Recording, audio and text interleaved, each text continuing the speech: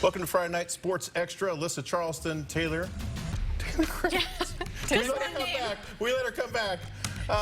We got to start the episode with an apology. Last week we did something we're not proud of. No. We teased a whole bunch that during the Davenport highlights. That guy's a candidate for the homecoming king. That guy's a candidate for the homecoming king. And then we never said who the homecoming king was, and we didn't know. Taylor. But you know what? We like to play the long game here at Friday Night Sports Extra. We just wanted you to come back for another week. Who won, Taylor? Mission accomplished. It was whiteout Tyler Furman. Wow. I have to thank my sorority sister and friend Natalie Hayes. She is a teacher at Davenport, and she really saved me. She so did, thanks, Natalie. she wasn't going to be on the show this week. We'll see if she does good enough this week to be here next week. So we'll see how that goes. Homecoming Kings are important. Homecoming Kings are important. So are getting games in. When lightning strikes, you can't play football. That was an issue tonight. Yeah, we were talking at the 6th that Chris Crocker was telling us the forecast, and I'm hearing all these forewarnings before I'm about to walk out onto an open field with a heavy metal object. As a tall object myself, apparently that's really, really not good for lightning and thunderstorms. But we had some lightning, some thunder, running backs and quarterbacks all throughout the night. Thunder and lightning. Because of the highlights that we're about to get to. GSL right. race, kind of a mess on the top of the 4As. A lot of really good teams, but they're all playing each other, so they're all getting knocked off. Tonight, that takes us out to Gonzaga Prep, where MEAD and G Prep, one of the two had to get knocked from the unbeatens in that 4A. Who is it going to be? Well, MEAD's on the move early. Ryan Blair trying to avoid the sack. Going to play a little cat and mouse with Zane Melzer, but Melzer wins. Gets the sack that stalls the drive. So Bullpup's going to go the other way. Quarterback Ryan McKenna keeps it himself, finds a gap, and he's giggity. God, look at the hustle on that referee. Wow. Go referee. On the ref got ran out of town. Maybe some sprint work. Maybe some plyometrics. Maybe we can catch him next week. Mead working down the field. Hand it to Nick Terrell. He's in. 17-7 is the score at that point. But you know Prep's got a response. McKenna going to juke. Throwing it far enough. For Evan Duquesne? Yeah, I think That so. sounds right. We don't know how to pronounce his name. Gonzaga with a big lead. Mead trying to come back, but they fumble, and it's going to be a recovery there by Daniel McNiernan. Oh, but Bullpups roll at home tonight. They stay on top, 31-7, our final. We jump from downtown out to the valley. We got Mount Spokane visiting U-High in a 3A showdown. And we're going to go early in the first quarter on this one. U-High looking to move it, but who's that on the sack? Oh, that's Josh Osso. Josh Osso. That's a name. Josh Osso. I think I got that one pronounced right. We know how to pronounce this. It's Cannon Katzer, and that means it's in for 6. That's all he does is score touchdowns and make long runs. Mount Spokane getting the ball back, this time going to the air. Jeter Sherman going to go up top for Zane Baker. And he catches it, I guess, behind that crowd of people. Nice pickup. Nice. To the second quarter, they go back to guess who? Cannon Katzer.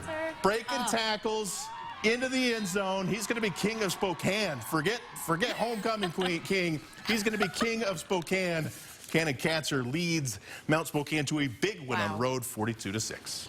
Well, just as Cannon Katzer is known for scoring touchdowns constantly, Central Valley kind of getting a rep for comeback kings. They've developed early deficits, but they have come back and had some huge wins. Tonight, we're taking it out to the Valley, where Central Valley was hosting Coeur d'Alene. Slow start for both teams, but Jack Perka dime to Hunter Brett. It's a first down. It's a 40-yard gain, and the Vikings are moving. Same drive, different quarter, play action. Perka. He's going to Colby Nosworthy. We've said that duo so many times this season. The Vikings up 7-0, but the Bears defense is going to help turn this thing around. Preston Grove and Tate Cornell team up for the sack fumble. It's CV's ball deep in Viking territory. Matt Gabbert, who's got some flow, competing with Ezra Griggs. Central Valley knocks it in with Chad Carlson. They missed the extra point, but CVA driving before half. Watch out, Grove coming at you again, taking down Perka. Bears trying to keep them from scoring again, but just a few yards out, another fumble. Snap is too high. Josh Lawson recovers. Central Valley can't score before half. They do not come back to win this one. Coeur d'Alene goes 2-1 against the GSL with a 35-13 win. And early game out at Joe Albee. We're talking Mother Nature.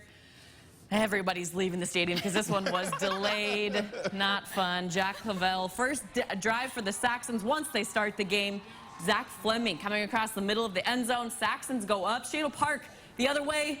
Quarterback Ryan Schmidt in the middle of a huddle, and it's not a fun huddle. Number 55 on the roster, not on the roster. He recovers. Franklin Moore helps create the fumble. Clavel and Co. take advantage of it right away, all the way up. It's a beautiful rainbow for Casey Hawking. Ferris up 2 scores now. Highlanders later in the half. Schmidt trying to go deep, but Fleming becomes the unintended receiver. Ferris has guys playing on both sides of the ball all night. They've got some injuries, but what a play by Fleming. Then not much going Shadle Park's way tonight. Trying to punt, but Terrence Antolin, all the effort, blocks it. Ferris holds the Highlanders scoreless tonight. That is not easy to do. Well, not scoreless. JK, they scored at the end.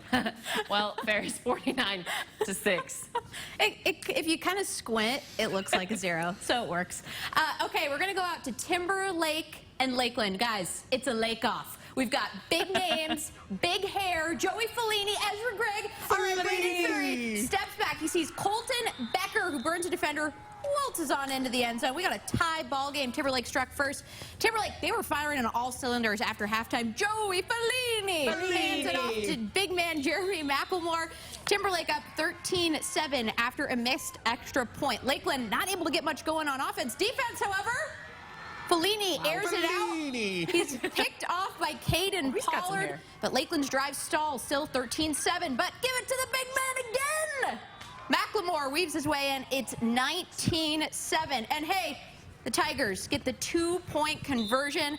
This play by Jack McDonald. They go up 21-7, and they're going to win this one 27-14. Sorry, I noticed one of the Lakeland kids had some hair flowing out the back of his helmet. It's got to be embarrassing when you, like, you know, I'm rocking some hair out of the back of my helmet. He looks over at his teammate, Ezra Gregg, and it's not even close. Tough. He'll get there. We got a lot more games coming up, including early candidate for Game of the Year. Going to be hard to beat this one in the GNL tonight. First place on the line, and it took not 1, not 2, but 3 overtimes to decide a winner. We got that coming up when Friday Night Sports.